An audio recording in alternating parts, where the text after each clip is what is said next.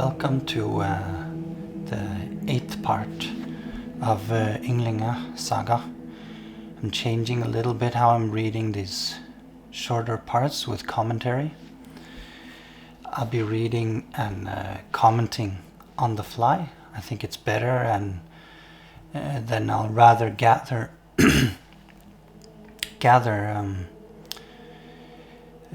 do proper recording like I've done in the videos before, and gather each saga of Heimskringla almost like chapters of audiobook, like I originally planned. It's just I'm changing a little bit on the commentary, so I think it's more natural and better, and I can cover more stuff quicker. So yeah, Ynglinga Saga. On Agne. Dag's son was called Agne, and he was king after Dag, a mighty man and famous, a great warrior, and a very noble man in all ways.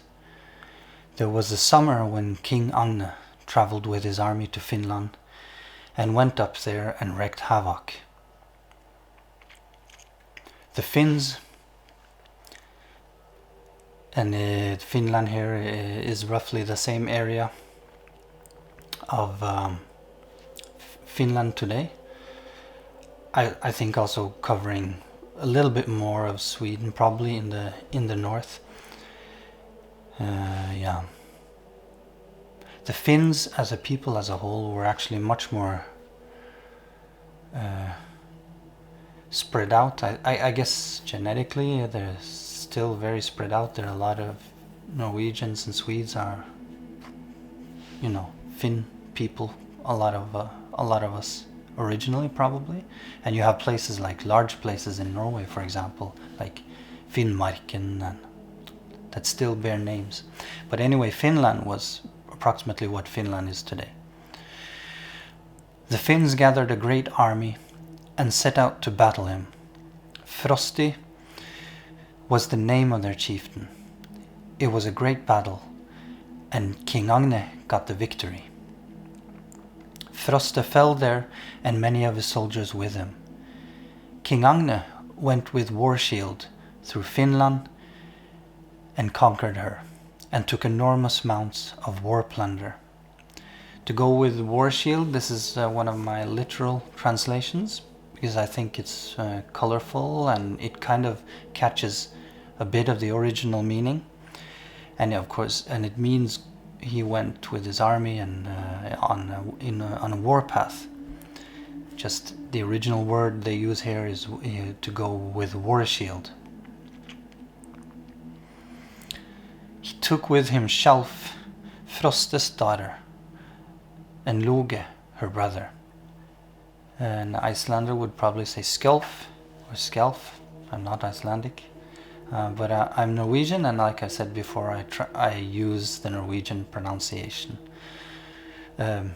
All the Norse sagas we have are written in the Old Norwegian that was used. That was in writing. It was probably quite similar, but the dialects were even back then quite likely very different. And on the west coast you can hear in some dialects there in pronunciation and even in some wording it sounds quite similar to Icelandic compared to other Norwegian dialects. If you go to the east where I'm from, a lot of pronunciations are radically different and much more similar to Swedish. So I'm choosing to pronounce names with the Norwegian dialect.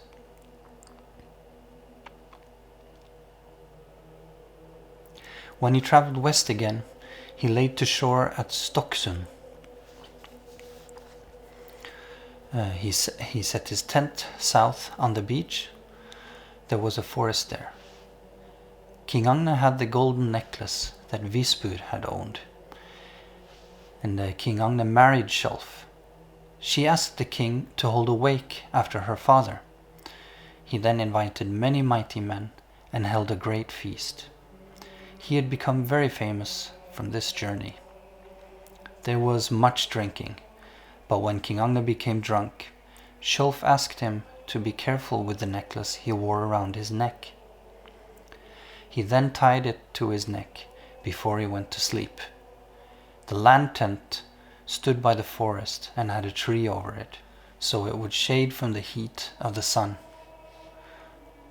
When King Agne had fallen asleep, Skjolf took a long string and fastened it to the necklace. Her men struck the tent poles and threw a loop on the string up onto the branches of the tree, pulled it so the king was drawn straight up to the branches, and that was his bane.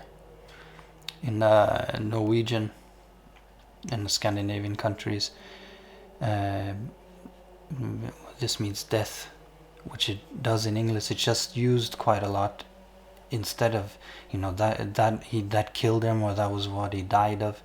In the older texts, they use that was his bane, and I guess it has more of a fate, destiny, and that's how things turned out.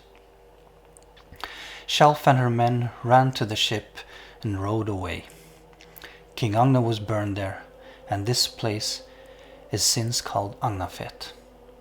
This is not too far from Stockholm. It's actually, as far as I remember, it's probably under parts of the city, which has been built on top. And Agnafjord, Fet is like a plain, like a flat area, close to grassy, close to not a beach, not a sandy beach, close to water. And you have a place not far from Oslo called Fetsund, which is a fet by a sound, which same meaning. Agnafjord on the east side of Tauren, west of Stockholm. So says Kjodolfr. I call it a wonder, if Agne's army Skjolf's plan thought good of, when the chieftain with the gold necklace Loki's sister to the loft heaved, he who by Tauren would tame the cool horse of Signe's lover.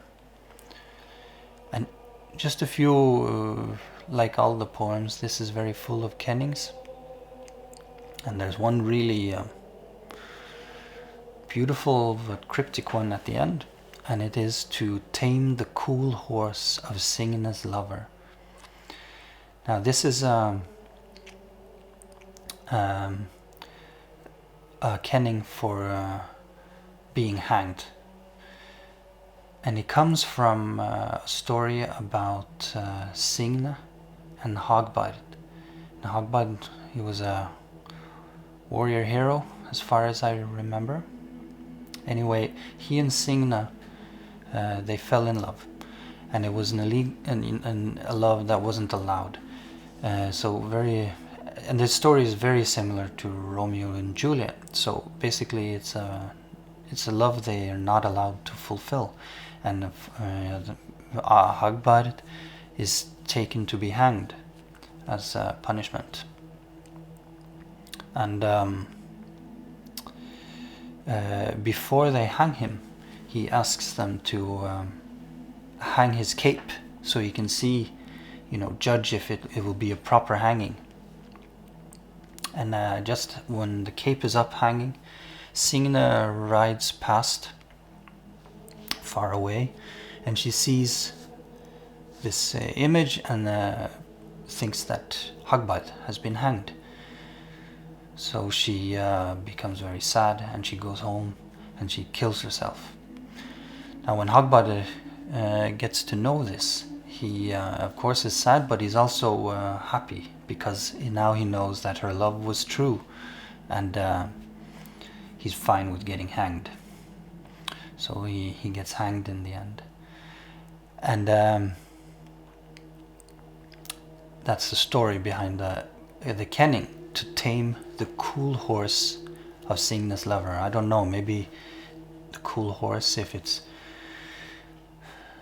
just a beautiful language, or maybe he would sit and they would, have his horse ride away and he would fall and hang. Maybe that's why the horse is there, I don't know.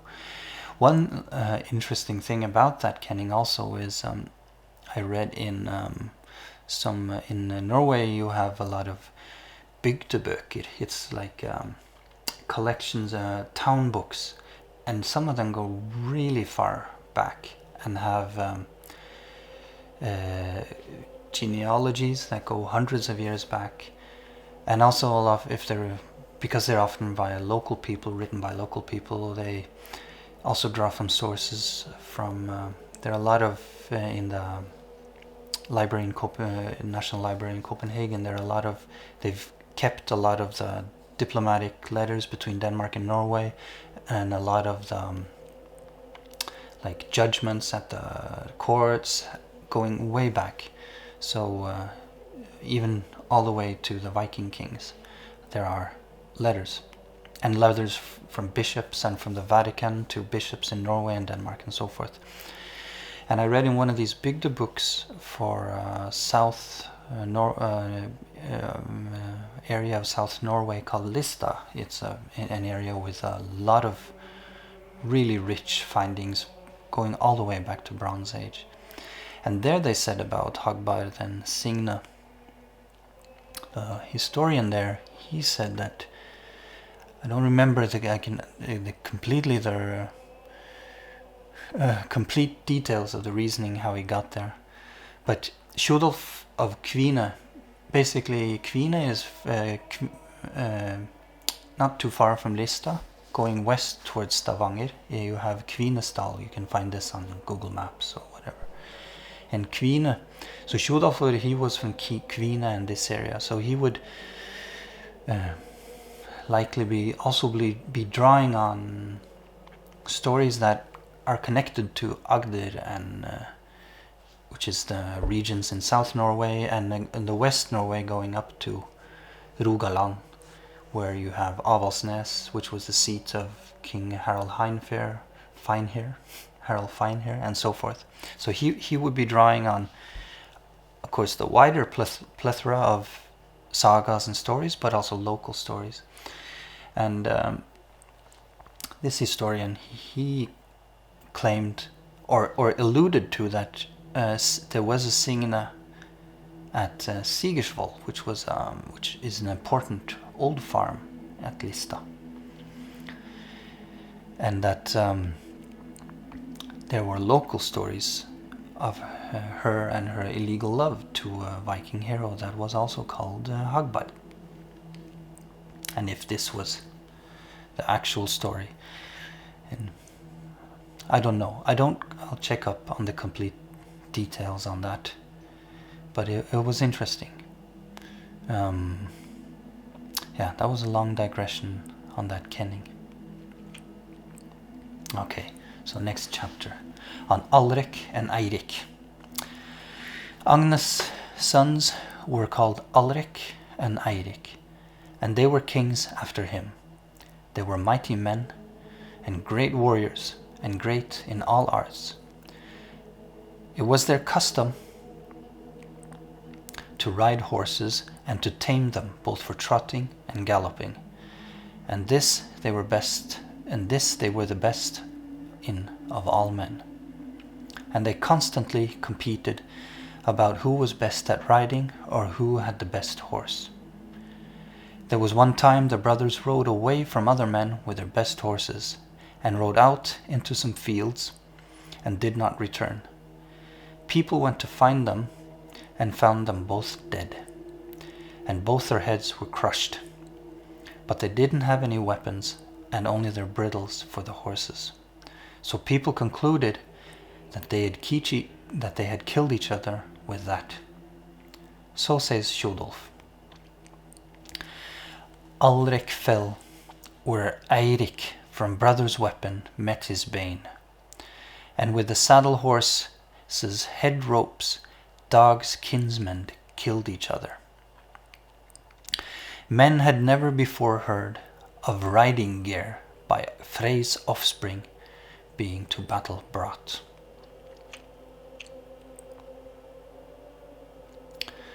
Yeah, so this is a pretty straightforward poem. Dog's kinsmen is, of course, they're part of the Ynglinga line and the royal lineage of Sweden and Norway and Denmark.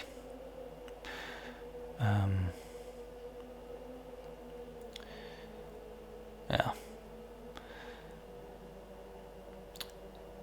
Actually, almost all these poems in this Ynglinga Saga, seems like they have to mention that the king was of the Ynglinga kin. The Ynglinga kin, when you read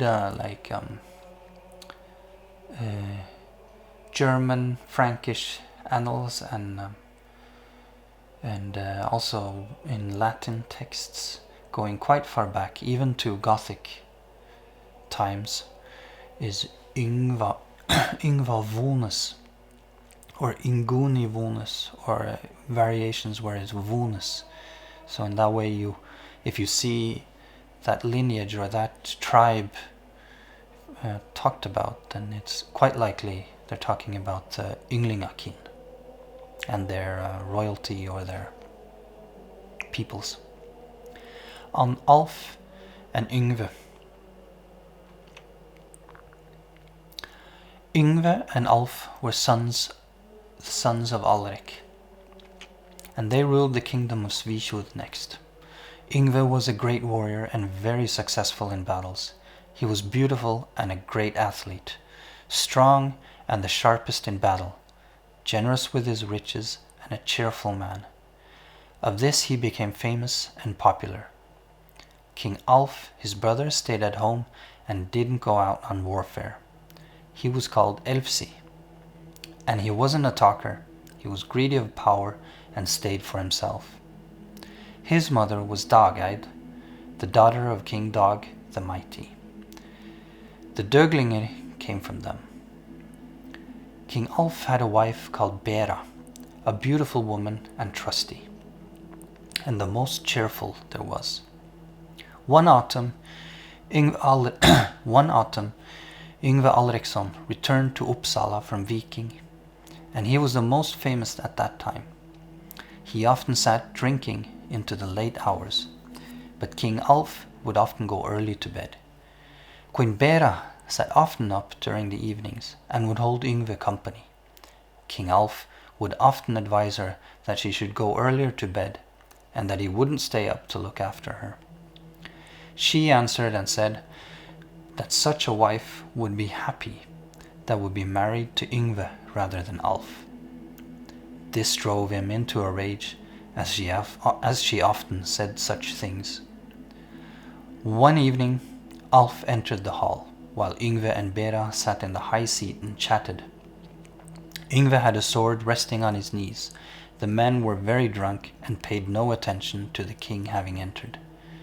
King Alf walked over to the high seat and drew a sword from underneath his cape and thrust it through his brother Yngve.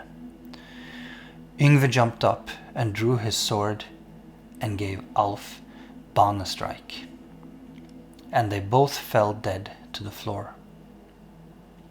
Alf and Yngve were mound-laid at Fyrisvollene, so says Shodolf. And he became, whom Alf slew, the altar guardian from Weapon Lane, the lord with bloody sword, envious, reddened Yngve, such a shame that Bera should, battlekin, incite to murder. So brothers two brought each other's bane needlessly from jealousy. That was all for now. So, yeah, see you next time.